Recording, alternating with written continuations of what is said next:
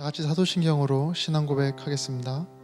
나는 전능하신 아버지 하나님 천지의 창조주를 믿습니다. 나는 그의 유일하신 아들 우리 주 예수 그리스도를 믿습니다. 그는 성령으로 잉태되어 동정녀 마리아에게서 나시고 본디오 빌라도에게 고난을 받아 십자가에 못 박혀 죽으시고 장수된 지 사흘 만에 죽은 자 가운데서 다시 살아나셨으며 하늘에 오르시어 전능하신 아버지 하나님 우편에 앉아 계시다가 거기로부터 살아있는 자와 죽은 자를 심판하러 오십니다. 나는 성령을 믿으며 거룩한 공교회와 성도의 교제와 죄를 용서받는 것과 몸의 부활과 영생을 믿습니다. 아멘. 우리 이 시간 한 주간 지은 죄를 회개하는 시간과 한 주간 하나님께 받은 은혜에 감사하는 시간을 갖겠습니다.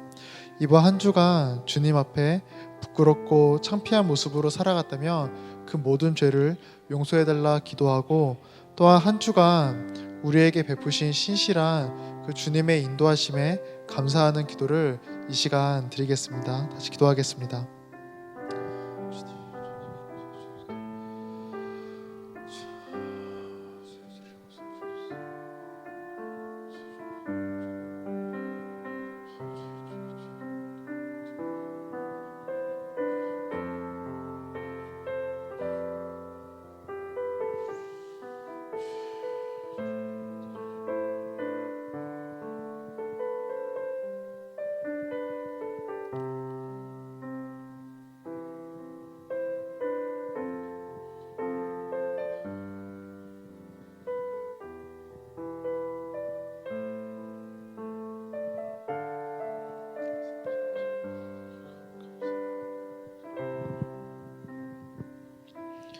우리 다시 기도할 때 코로나19가 더 확산되지 않게 해달라고 기도하겠습니다.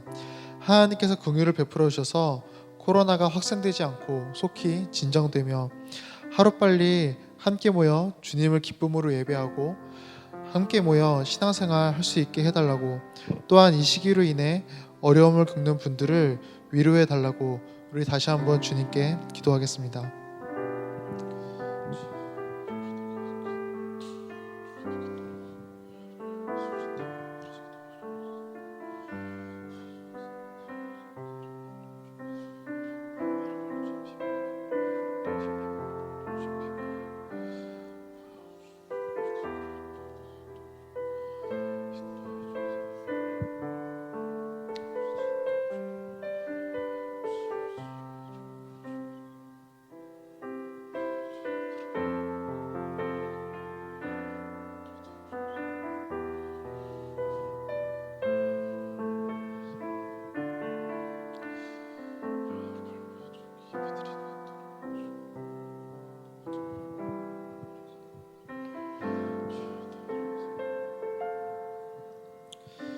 우리 마지막으로 기도할 때 오늘 드려지는 예배를 위해 기도하겠습니다.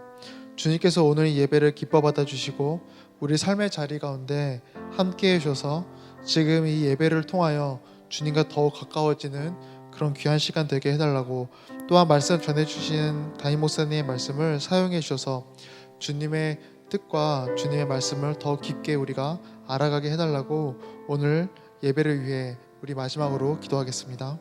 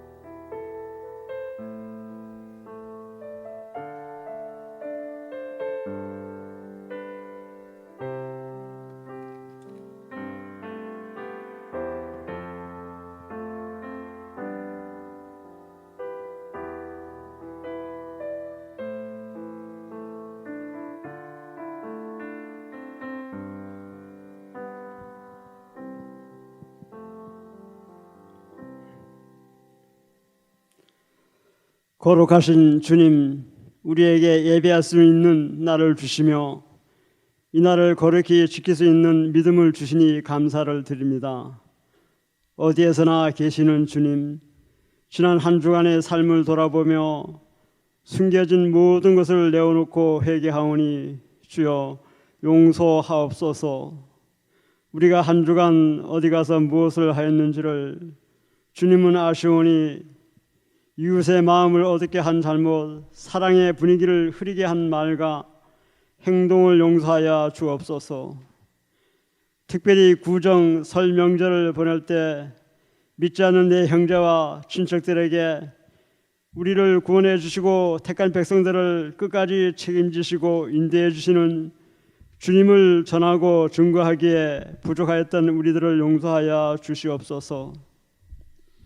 우리의 무책임한 했던 말과 지키지 못한 약속과 이루지 못한 일들을 용서하여 주옵소서. 진리를 안다고 했던 교만, 오래 믿었다는 자랑, 사명을 감당하지 못한 태만, 이 모두를 용서하여 주옵소서. 우리는 나약하여 유혹에 쉽게 빠져버리거나 우리의 힘이 되신 하나님께서 우리를 붙드사 주님에게만 헌신하는 자가 되게 하여 주시옵소서. 저희들 궁울이 여기사 주님을 믿는 마음밭을 옥토로 변화시켜 30배, 60배, 100배의 결실을 맺는 놀라운 역사가 일어나도록 친히 주장하여 주시옵소서. 기다리는 자에게 좋은 것을 주시는 고마우신 아버지여, 춥고 밤이 긴 동지섣달 정월이 가고 이춘의 새봄을 기다리는 우리에게 얼어붙은 마음에 새싹을 보는 소망을 주시고 씨를 싣는 의욕을 더하시옵소서. 우리가 낮은 자세와 겸손한 마음으로 예배하게 하시옵소서. 우리의 지난날의 삶이 아버지의 마음에 합당치 못하였을지라도 용서하시고 미련한 우리를 지혜롭게 하시며 강하게 하시며 무능력한 우리를 능력 있게 하시고 나약한 우리를 심지 굳은 신앙인으로 새롭게 창조하여 주시옵소서. 하나님 아버지, 온 세상이 코로나로 인해 많은 고통과 시련을 당하고 있사오니 코로나를 주께서 간섭하시고 다스려 주셔서 코로나로 인해 택한 백성들의 주님 전에서 예배를 못 드리고 많은 어려움을 당하고 있사오니 하루속히 택한 자녀들이 귀하신 주님 전에서 예배를 드릴 수 있도록 인도해 주시길 기도합나이다. 이 시간 목사님께 은혜의 단비를 내려주셔서 선포하시는 말씀에 힘이 있게 하시고 영육간에 축복받는 목사님이 되게 하시며 성도들은 목사님의 말씀에 순종하여 화평을 이루는 아름다운 역사가 일어나게 하옵소서. 이 시간 말 불같은 성령이 우리에게 임하사 말씀으로 은혜 받고 찬송으로 감동되고 기도로 힘을 얻게 하옵소서. 예수님의 이름으로 기도드리옵나이다. 아멘.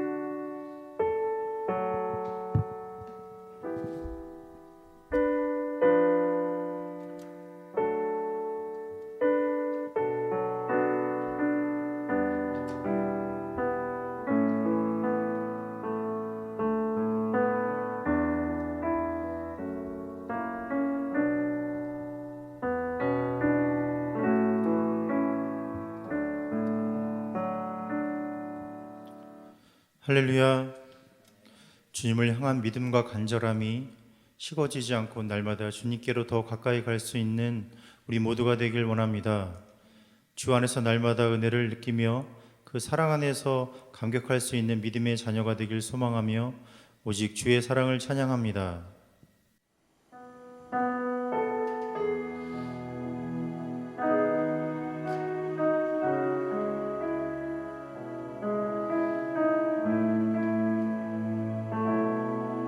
주를 향한 나의 사랑을 주를 향한 나의 사랑을 주께 고백하 하소서. 아름다운 주의 그늘 아래 살며 주를 보게 하소서. 주님의 말씀 선포될 때에 땅과 하늘 진동하리니 나의 사랑 고백하리라. 나의 구주 나의 친구 부드러운 주의 속삭임 나의 이름을 부르시네. 주의 능력 주의 영광을 보이사 성령을 부르소서. 내 마른 목 거룩해지도록 내가 주를 찾게 하소서. 내 모든 것 주께 드리리. 나의 구주 나의 주. 온 마음으로 주를 바라며 온 마음으로 주를 바라며 나의 사랑 고백하리라. 나를 향한 주님의 그 크신 사랑 간절히 알기 원. 주의 은혜로 용서하시고 주의 은혜로 용서하시고 나를 자녀 삼아 주셨네. 나의 사랑 고백하리라. 나의 구주 나의 주. 메마른 곳 거룩해지도록 내 마른 곳 거룩해지도록 내가 주를 찾게 하소서. 내 모든 것 주께 드리리. 나의 구주 나의 주. 주의 은혜로 용서하시고 주의 은혜로 용서하시고 나를 자녀 삼아 주셨네. 나의 사랑 고백하리라. 나의 구주 나의 주. 나의 구주 나의 친구 나의 구주 나의 친구. 할렐루야.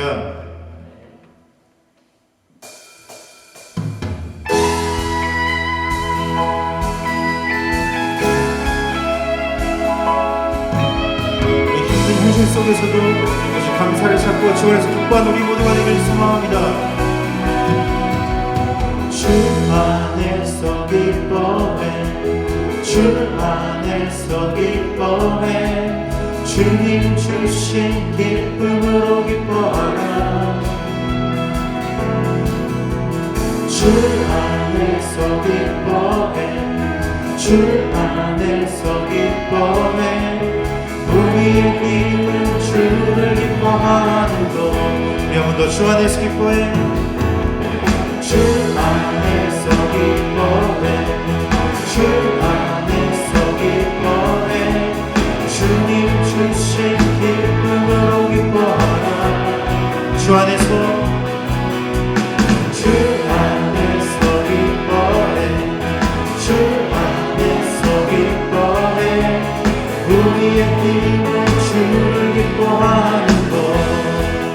기뻐 춤을 추며 기뻐 춤을 추며 크게 소리 높여 살아계신 주의 이름 마음 나의 찬양해 주를 바라볼 때 새 힘 주시리 우리의 힘은 주를 기뻐하는 것 다시 한번 처음부터 힘차게 주 안에서 기뻐해 주 안에서 기뻐해 주 안에서 기뻐해 주님 주신 기쁨으로 기뻐하라 아멘 주 안에서 기뻐해 주 안에서 기뻐해 우리의 힘은 주를 기뻐하니 우리 한 번 더 거친 목소리로 주 안에서 기뻐해 주 안에서 기뻐해 주 안에서 기뻐해 주님 주신 기쁨으로 기뻐하라 주 안에서 기뻐해 주 안에서 기뻐해 우리의 힘은 주를 기뻐하는 것 기뻐 춤을 추며 기뻐 춤을 추며 크게 소리 높여 살아계신 주의 이름 내 마음 나의 찬양해 주를 바라볼 때 새 힘 주시리 우리의 힘은 주를 기뻐하는 한 번 더 기뻐 춤을 추며 기뻐 춤을 추며 크게 소리 높여 살아계신 주의 이름 마음 나의 찬양해 주를 바라볼 때 새 힘 주시리 우리의 힘은 주를 기뻐하는 것 무화과 나무 마르고 모두 열매가 없어도 주님과 함께 가시니 나는 기뻐하고 즐거워하리로다 기뻐 춤을 추며 크게 소리 높여 살아계신 주의 이름 내 마음 다해 찬양해 주를 바라보네 새 힘 주시리 우리의 힘은 주를 기뻐하는 우리의 힘은 주를 기뻐하는 것 우리의 힘은 주를 기뻐하는 한 번 더 우리의 힘은 주를 기뻐하는 것 할렐루야 오직 주 안에서 기뻐하며 감사하길 원합니다 예수님께 박수를 올리며 모두 주 안에서 기뻐하길 원합니다 할렐루야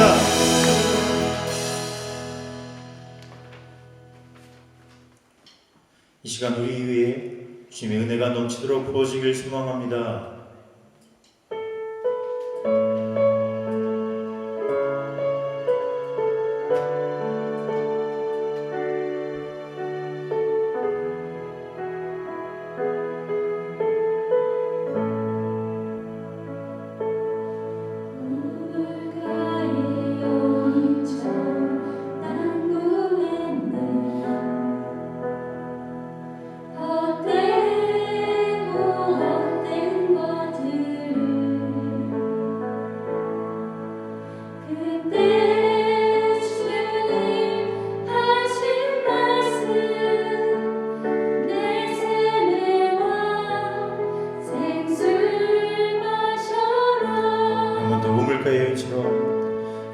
우물가의 여인처럼 난 구했네 헛되고 헛된 것들을 그때 주님 하신 말씀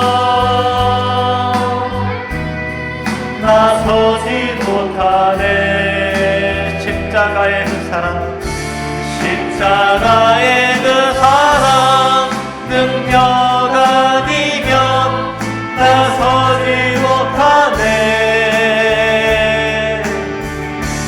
은혜 아니면 나서지 못하네. 놀라운 사랑 그 은혜 아니면 나서지 못하네. 우리 영원한 구원 되신 예수 그리스도의 권능을 찬양합니다. 내 평생에 주의 이름 높이며 어느 곳에서든지 주님을 예배하리라. 내가 밟는 못난 아버지의 영광이 선포돼야 하리. 찬양하며 주님을 예배할 때 하늘 가득한 주의 영광 보리라. 나를 통하여 나의 입술을 인하여 주의 이름 높임을 받으소서.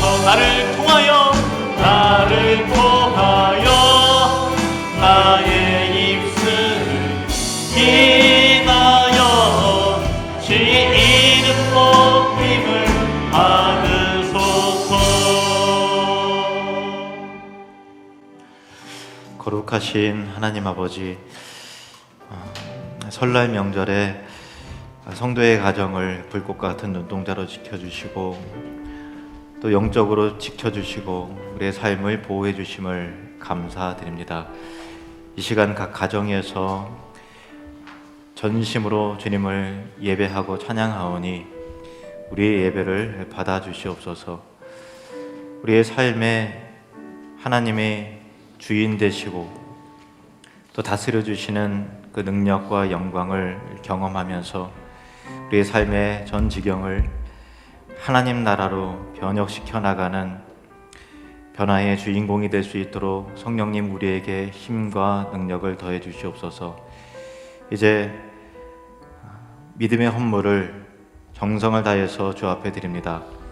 드리는 손길들을 기억하셔서 하늘의 신령한 복과 땅의 기름진 열매로 채워주시고 삶의 병영하는 그곳에 그리고 가정과 자녀들 가운데 주께서 베풀어 주시는 아름다운 열매를 맛보고 누리는 복된 삶으로 인도해 주시옵소서. 예수님의 이름으로 기도드립니다. 아멘.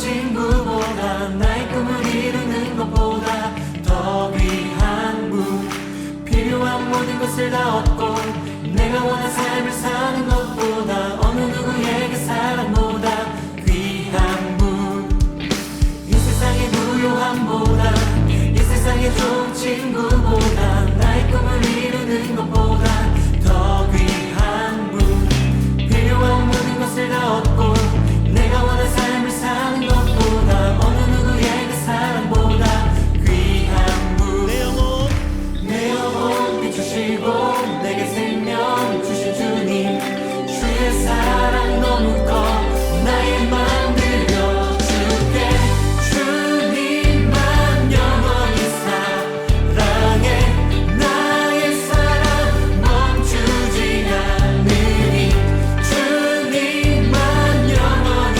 사랑해 나의 사랑 멈추지 않으니 한 번 더 이 세상의 무료함보다 이 세상의 좋은 친구보다 나의 꿈을 이루는 것보다 더 귀한 분 필요한 모든 것을 다 얻고 내가 원한 삶을 사는 것보다 어느 누구에게 사랑보다 귀한 분 내 영혼 비추시고 내게 생명 주신 주님 주의 사랑 너무 커 나의 맘 들려주시 주님만 영원히 사랑해 나의 사랑 멈추지 않으니 주님만 영원히 사랑해 나의 사랑 멈추지 않으니 주님만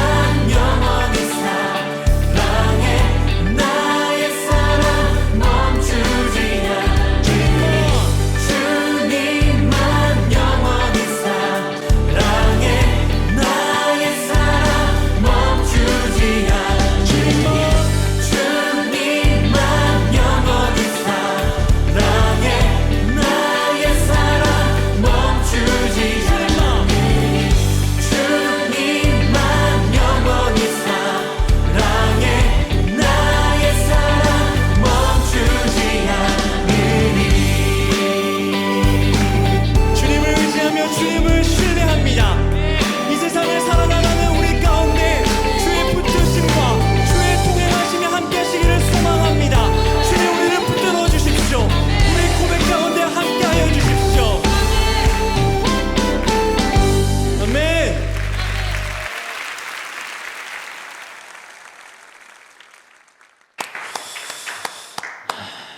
오늘 점심은 햄버거를 먹어야 되겠다는 생각이 듭니다. 우리 가족분들 축복하면서요. 하나님 말씀대로 살고 들어와도 복을 받고 나가도 복을 받는 사람 됩시다. 이렇게 인사하겠습니다. 하나님의 말씀대로 살아 들어와도 복을 받고 나가도 복을 받는 사람이 됩시다. 예, 아멘. 명절 잘 보내셨죠? 하나님 말씀 보시겠습니다. 사도행전 10장 1절에서 6절 말씀입니다. 사도행전 10장 1절에서 6절 말씀입니다. 저와 나누어 한 절씩 교독을 하시겠습니다. 가이사랴에 고넬류라 하는 사람이 있으니 이달리아 부데라 하는 군대의 백부장이라.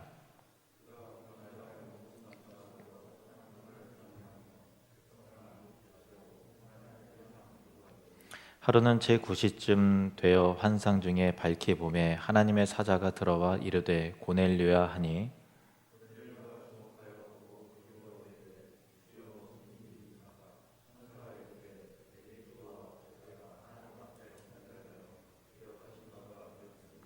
내가 지금 사람들을 요바에 보내어 베드로라 하는 시몬을 청하라. 그는 무도장이 시몬의 집에 유숙하니 그 집은 해변에 있다 하더라. 아멘. 예, 제가 두 절 한꺼번에 읽었네요. 네, 기도하겠습니다. 네, 하나님 아버지, 오늘 말씀 가운데 주님의 지혜와 진리를 주사 우리 마음과 삶에 새겨지게 해주시옵소서. 예수님의 이름으로 기도합니다. 아멘.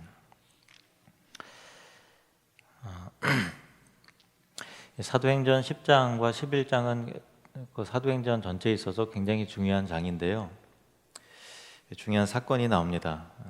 그 이방인 고넬료가 회심하고 성령 세례를 받음으로 본격적인 그 이방인 구원의 역사가 시작이 되기 때문에 사도행전 9장 10장 이후에 그 성경의 흐름에 사도행전 역사의 대전환이 이루어지는 부분이죠. 고넬료가 이방인 최초로 구원을 받은 사람이라는 의미는 아닙니다.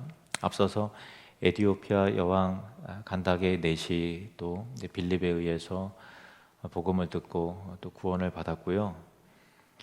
또 여기저기로 흩어진 성도들이 안디옥과 같은 여러 곳에 이르러 이방인에게도 복음을 증거했습니다.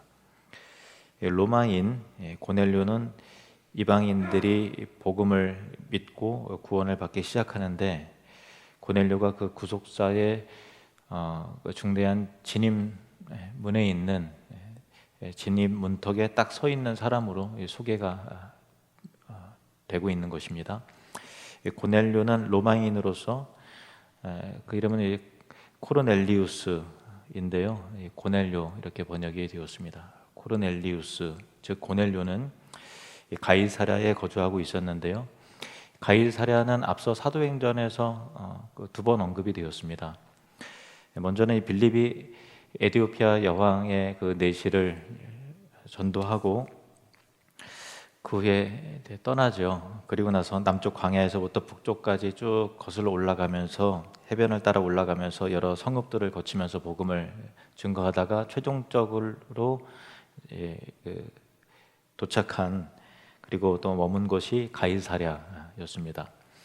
그리고 또 사울이 다메섹에서 예루살렘으로 와서 사도를 만나다가 보름밖에 안 됐는데 또 핍박이 사울을 죽이려고 하는 사람이 있어서 고향 길리게 다소로 가잖아요. 그때 이제 길에서 여러 가지 그 유대인의 위협들을 받으니까 예루살렘 형제들이 사울을 보호하면서 항구가 있는 곳까지 배웅을 해주는데 그 항구의 이름이 바로 가이사랴였습니다.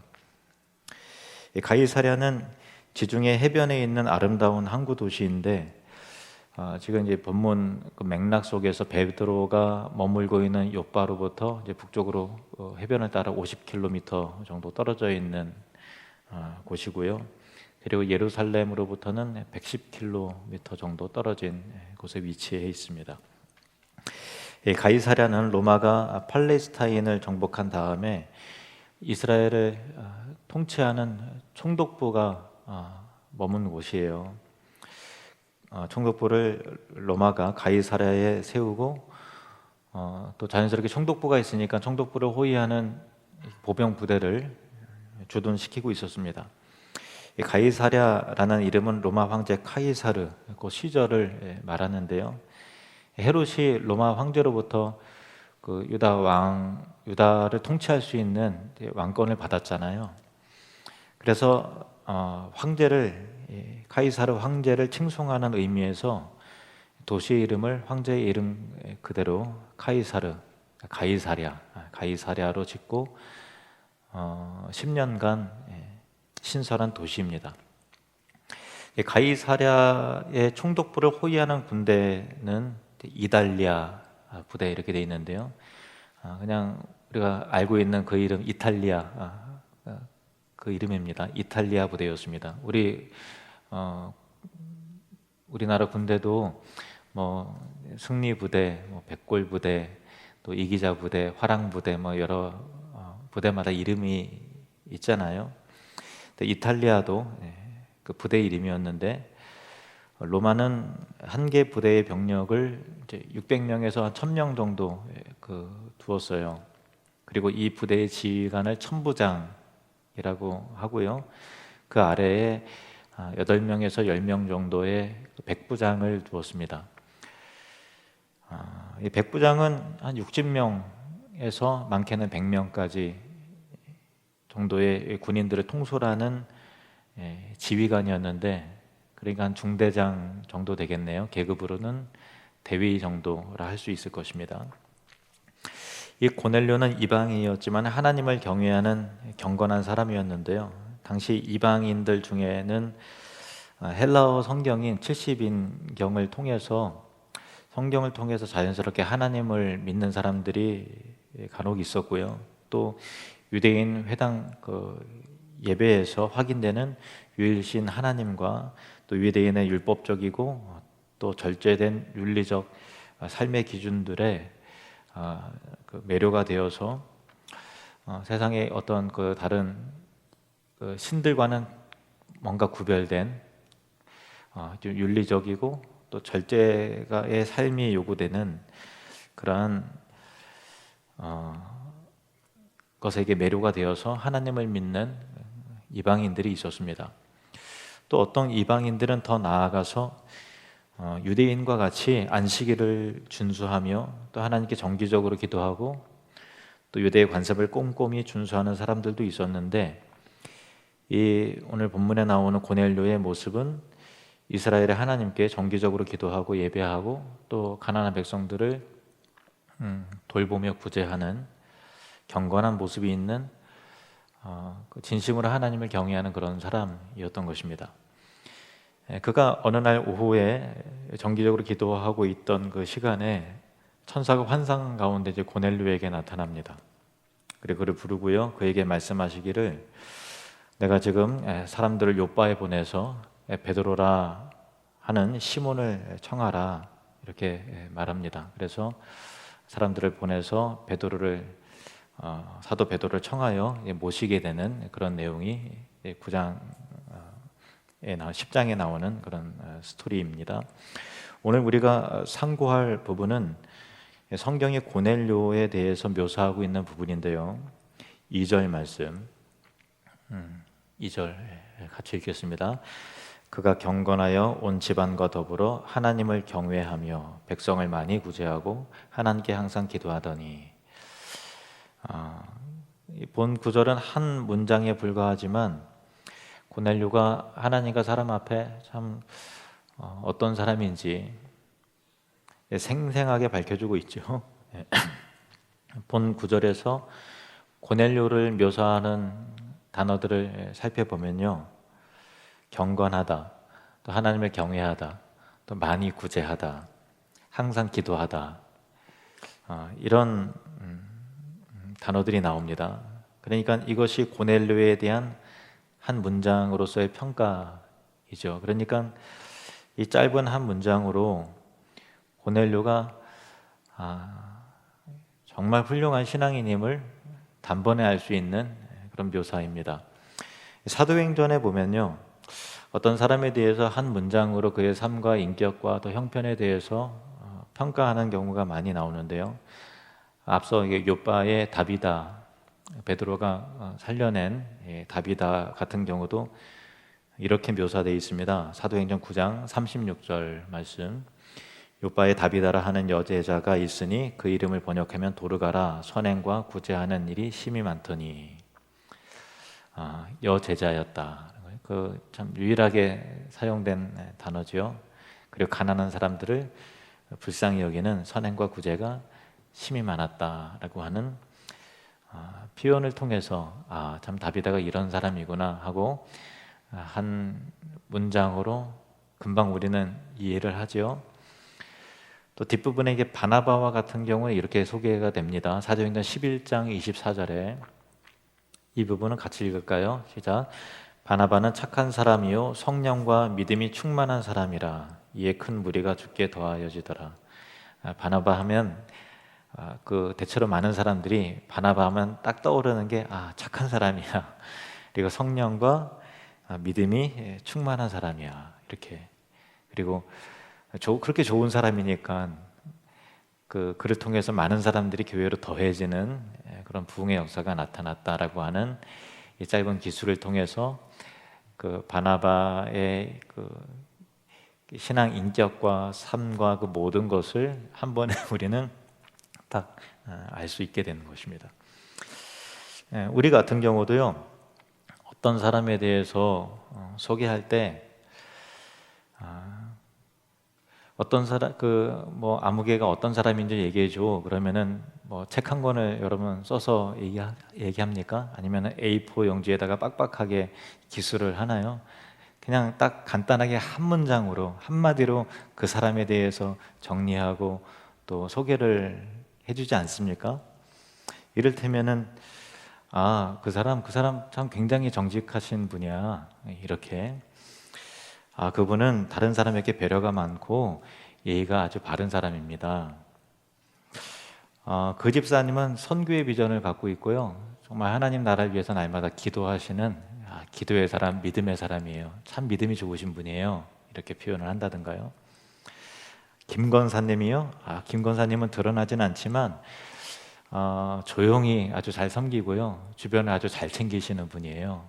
이렇게 한마디로 그분의 인격과 삶을 그냥 다 요약을 하고 정리를 해버리잖아요. 바로 그런 거죠.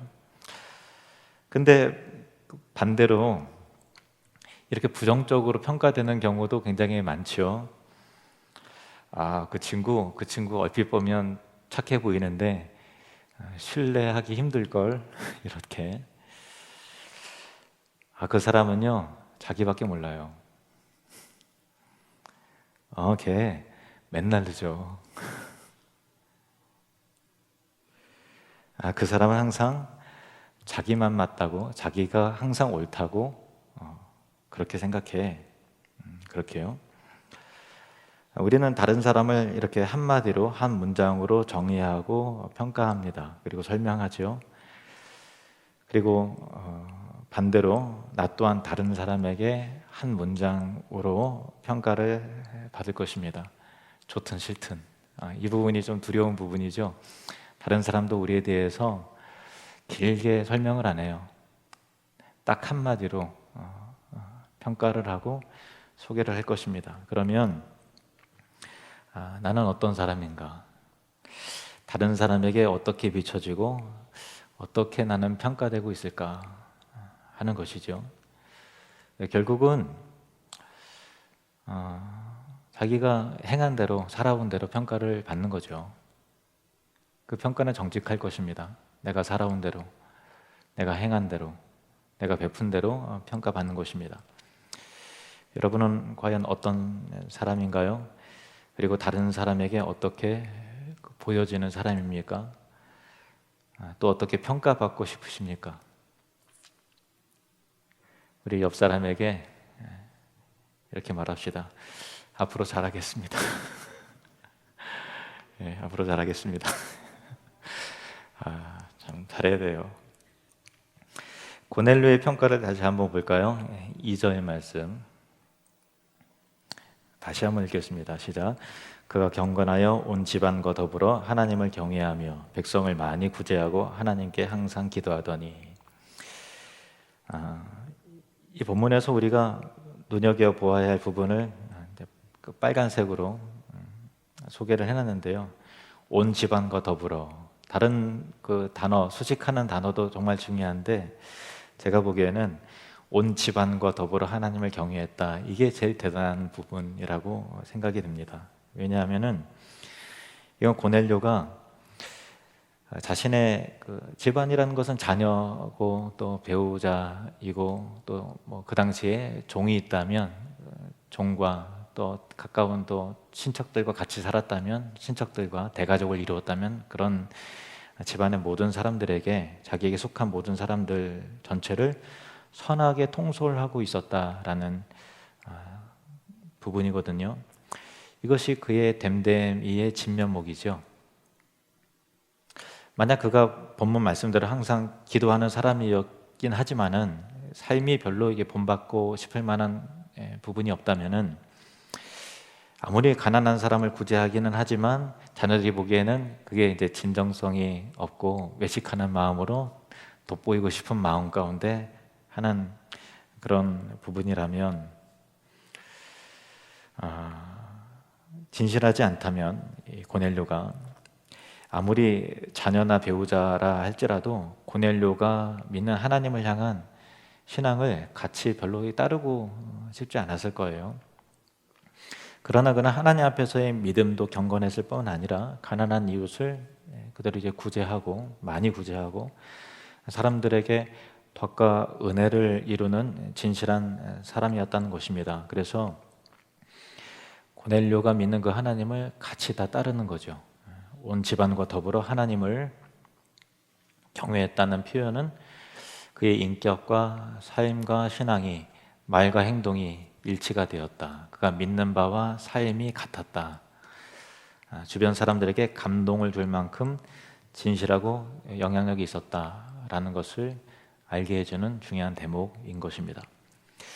디도서에 보면요, 교회의 리더를 세우는 직분자, 특히 장로를 세우는 기준에 대해서 제시한 내용이 나오는데요. 디도서 1장 5절, 6절 말씀 보시면요, 내가 너를 그레데에 남겨둔 이유는 남은 일을 정리하고 내가 명한 대로 각 성에 장로들을 세우게 하려 함이니 책망할 것이 없고 한 아내의 남편이며 방탕하다는 비난을 받거나 불순종하는 일이 없는 믿는 자녀를 둔 자라야 할지라.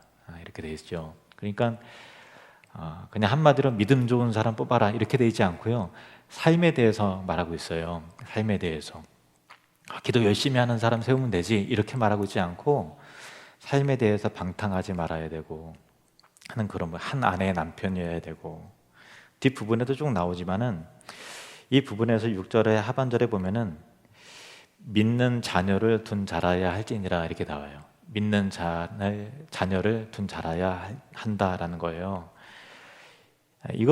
이게 왜 기준이 들어가는가 하면요, 그 사람의 인격과 삶의 가장 중심은 가장 가까이에 있는 사람이 가장 잘 알죠, 그죠? 예. 그 사람의 인격과 삶을 가장 가까이에서 보는 자가 바로 자녀죠. 근데 자녀가 예수를 믿지 않는다는 것은 단지 여기서 자녀를 전도하지 못했다라는 그런 의미가 아니고 삶과 인격이 자녀에게 깊은 감동을 주지 못했다라는 부분으로 묘사되는 거예요. 그러니까 물론 자녀의 신앙이 부모의 의지와 힘으로 되는 것만은 아니에요. 그건 우리가 서로 이제 인정합시다. 각자 자녀를 할지라도 인격적으로 하나님을 만나기 위해서 단련받고 부르시는 때가 있기 때문에 아직 이제 자녀가 주 앞에 돌아오지 못한 그런 경우가 있다면 너무 낙심하지 마시고 하나님께 맡기면서 기도해야 되죠. 근데 이제 적어도 자녀들의 마음에 우리 부모님의 인격과 삶을 보니까 믿음의 세계는 가식이라든가 아니면은 뭐 이상한 게 아니라 그건 진짜다 라는 것이 자녀들이 확인되어야 된다라는 거죠. 그러니까 우리의 믿음과 삶이 일치가 되고 말과 인격이 일치가 되어야만 자녀는 바뀌게 되는 거잖아요. 아무리 교회에서 집사고 권사고 장로고 목사라 할지라도 자녀들이 보기에 저건 가짜야 라고 하면 그건 절대로 이제 예수님을 믿지 않겠죠.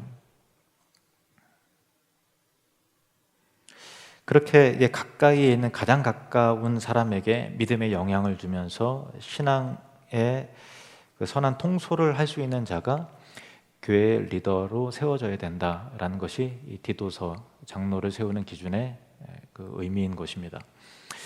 이처럼 이 고넬료가 이방인이었지만은 온 집안 사람들과 더불어 하나님을 경외했다 하는 것은 가족을 다 전도했다는 것 이상의 그 의미가 있는 부분이다라는 것이죠. 가장 가까운 사람에게, 자녀에게, 종들에게, 인척들에게 그의 인격과 삶이 감동을 주었다라는 부분으로 해석될 수 있는 내용인 것입니다.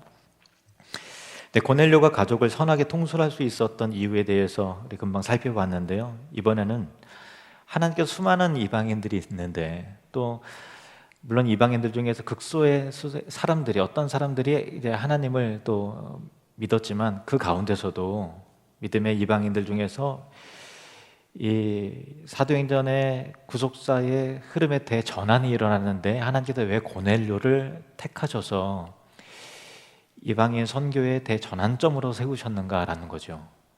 먼저 믿는 사람들 다 있었을 거예요. 그런데 사도행전 역사에 그 문턱에 고넬료를 딱 왜 세우셨느냐?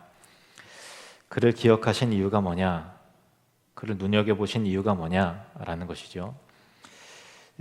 고넬료가 기도하는데 환상 중에 천사가 나타났습니다. 그리고 그 천사는 하나님이 고넬료를 택하신 이유에 대해서 말씀합니다. 4절 말씀 같이 읽겠습니다. 시작. 고넬료가 주목하여 보고 두려워 이르되 주여 무슨 일이니이까? 천사가 이르되 내 기도와 구제가 하나님 앞에 상달되어 기억하신 바가 되었으니. 아멘. 내 기도와 구제가 이렇게 돼 있죠. 아마 고넬료는 이스라엘 하나님을 말씀을 통해 또 그들의 회당 예배를 통해서 경험하게 되면서 그 진리의 말씀을 더 알기 위해서 더 간절히 오랜 기도를 했을 겁니다. 그 진리의 말씀을 깨닫기 위해서 간절히 기도했을 거예요. 갈급한 마음으로. 그러나 하나님이 보신 것은 단지 고넬료의 기도만 보신 것이 아니라 이 말씀 그대로 그의 구제, 너의 기도와 구제가 하나님 앞에 상달되어 기억하신 바 되었다라는 그 말씀 그대로 그의 기도와 베푸는 삶을 하나님이 함께 보셨다라는 거죠. 그리고 그의 기도와 삶이 하나님 앞에 상달이 되어 기억하신 바가 되었다고 분명히 말하고 있습니다. 만약 우리가 오랫동안 또 간절히 기도했지만 그 기도가 응답되지 못하는 부분이 있다면 어쩌면 그 기도와 함께 병행되어야 될 그 삶이 바르지 못하기 때문에 그런 것일 수도 있습니다. 기도가 중요하지만 기도가 전부는 아니다라는 것이죠. 하나님이 우리를 향해 눈여겨보시는 것은 우리를 향한 하나님을 향한 간절한 기도와 함께 우리의 삶의 병행이죠. 기도 없는 삶도 아니고 삶이 없는 기도도 아니고 기도와 삶이 같이 가야 된다라는 것입니다. 예수님께서도 기독 신앙의 핵심을 하나님 사랑뿐만 아니라 내 이웃을 내 자신과 같이 사랑하라 이 말씀하셨잖아요. 그 예수님의 형제 야고보 사도도 그의 서신에서 하나님 앞에서의 경건을 이와 같이 정의를 했습니다. 야고보서 1장 27절 말씀. 하나님 아버지 앞에서 정결하고 더러움이 없는 경건은 곧 고아와 과부를 그 환난 중에 돌보고 또 자기를 지켜 새 속에 물들지 아니하는 그것이니라. 아멘. 정결하고 더러움이 없는 경건, 즉 하나님 앞에서의 그 진짜 경건은 이런 의미죠.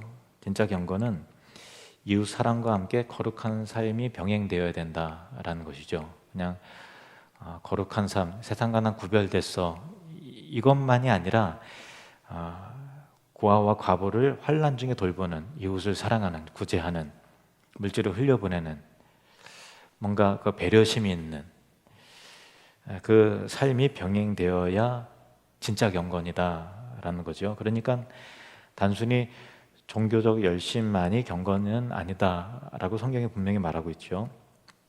지난번에도 살펴본 바와 같이 욥바의 다비다가 많은 과부들을 힘이 많이 구제했다 이렇게 돼 있잖아요. 힘이 많다라는 것은 자기의 힘, 능력 이상의 일들을 감당했다라는 거예요.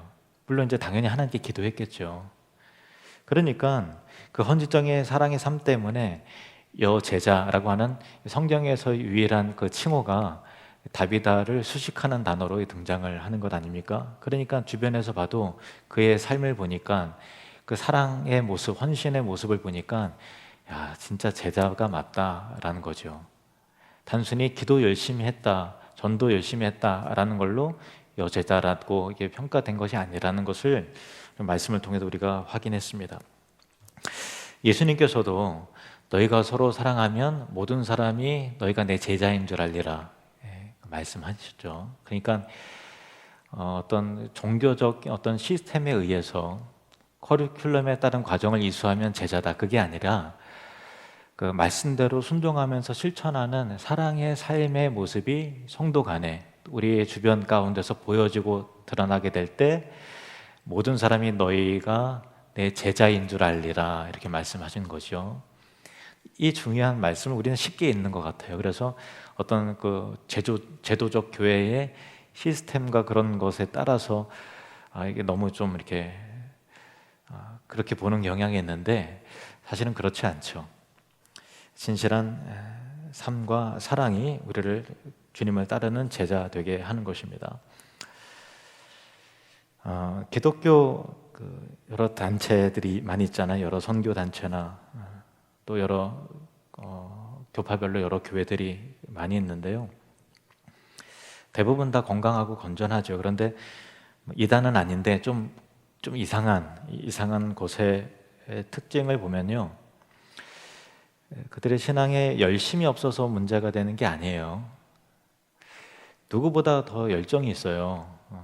더 열심히 전도하고 누구보다 더 많이 헌신하고 헌금도 더 많이 하고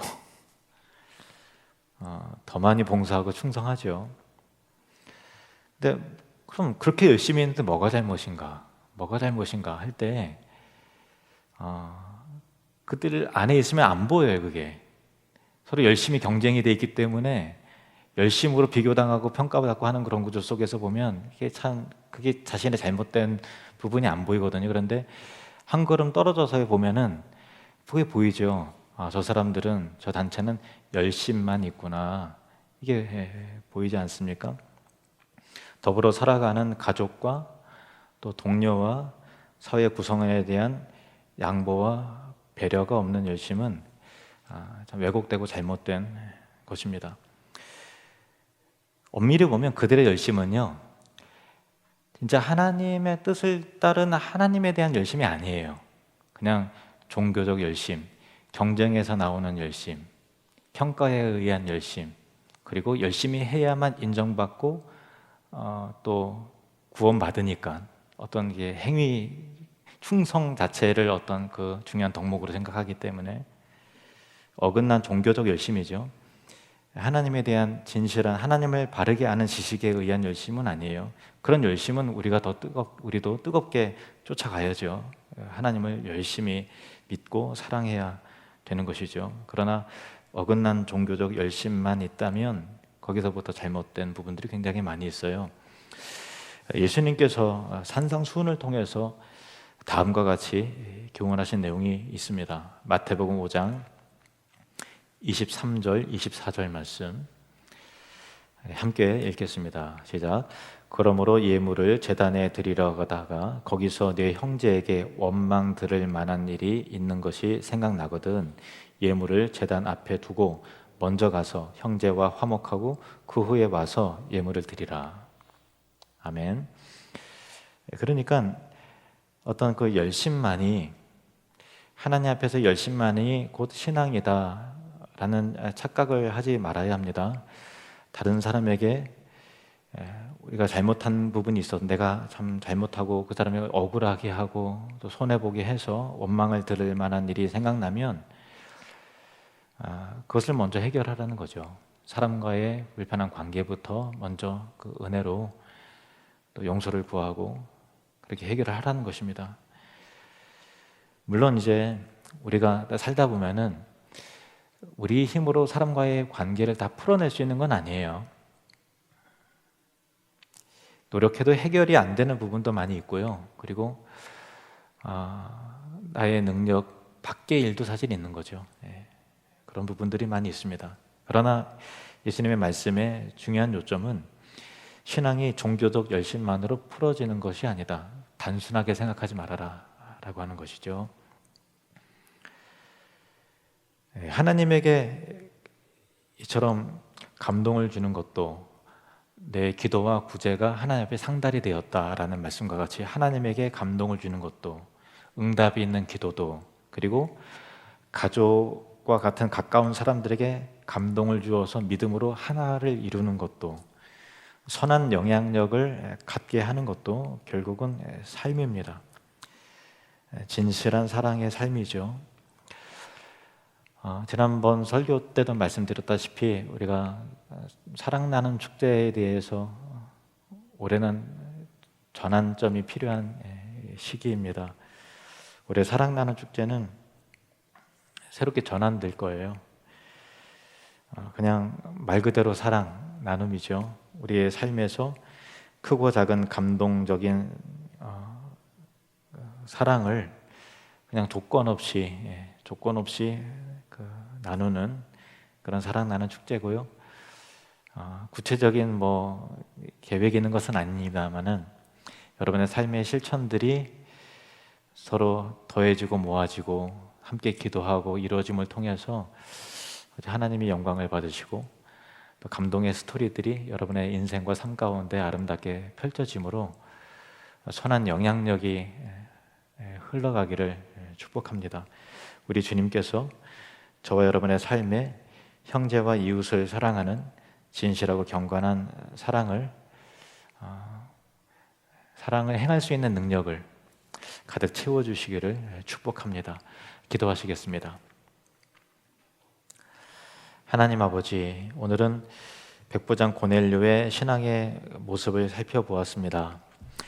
그가 비록 이방인이었으나 온 집안과 더불어 하나님을 경외하였고 백성을 많이 구제하고 항상 기도하는 사람이었다 했습니다. 우리는 주님 앞에서 혹은 나를 아는 사람들에게서 어떤 모습으로 보여지며 평가될지 두렵습니다. 주님, 우리에게 은혜를 더하사 우리의 삶이 진실하게 하시고 더욱 경건하며 이웃을 사랑함으로 감동을 주고 온 집안과 더불어 하나님을 경외하는 사람이 되며 항상 기도하는 사람이 될 수 있도록 축복하시옵소서. 예수님의 이름으로 기도합니다. 아멘.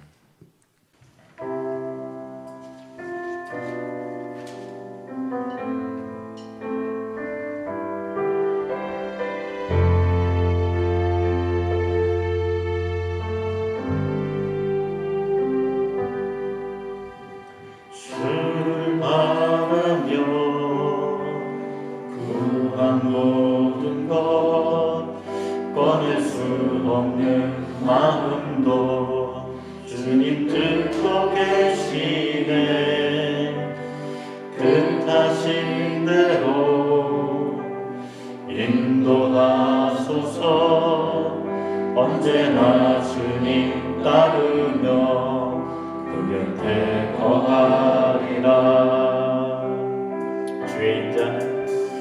주의 인자는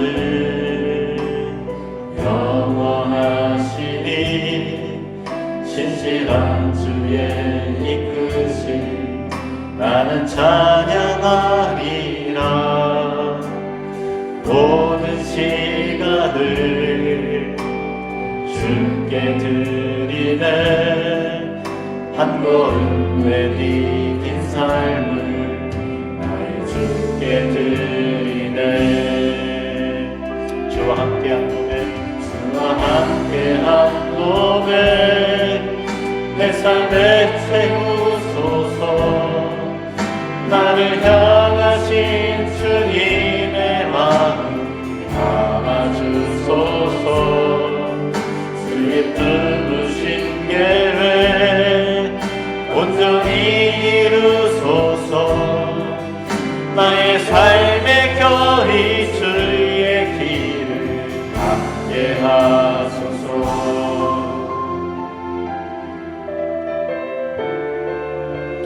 주의 인자는 주의 힘자는 영원하시니 신실한 주의 이끄심 나는 찬양하리라. 모든 시간을 주께 드리네. 한 걸음 내디딘 삶을 주께 드리네. 주와 함께한 고백, 내 삶에 채우소서. 나를 향하신 주님의 마음 담아주소서.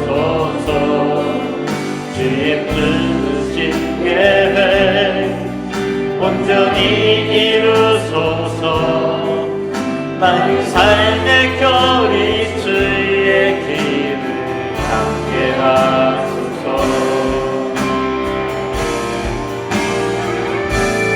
주와 함께한 고백, 주와 함께한 고백, 내 삶에 채우소서. 나를 향하신 주님의 마음 담아주소서. 주의 품으신 계획 온전히 이루소서.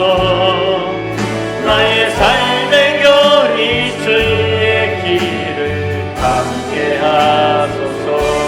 한 번 더 고백합니다. 주와 함께한 고백, 주와 함께한 고백, 내 삶에 채우소서.